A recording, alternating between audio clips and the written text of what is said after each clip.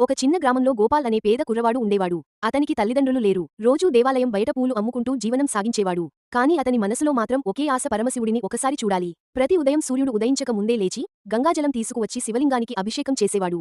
పూలు అమ్మి సంపాదించిన డబ్బులో సగం దేవుడికి నైవేద్యం పెట్టేవాడు. గ్రామంలో కొందరు నవ్వేవారు. దేవుడు నిజంగా కనిపిస్తాడా? ఎందుకు ఇంత భక్తి అని. గోపాల్ మాత్రం నవ్వుతూ, శివుడు నా తండ్రిలాంటివాడు.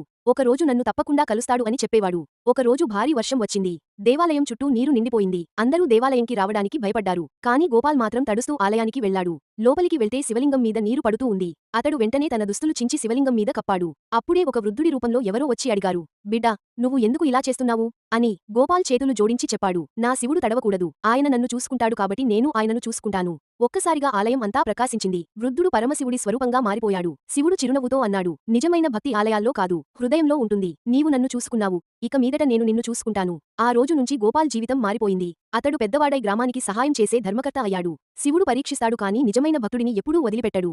సబ్స్క్రైబ్, లైక్ చేసి ఓం నమః శివాయ అని కామెంట్ చేయండి.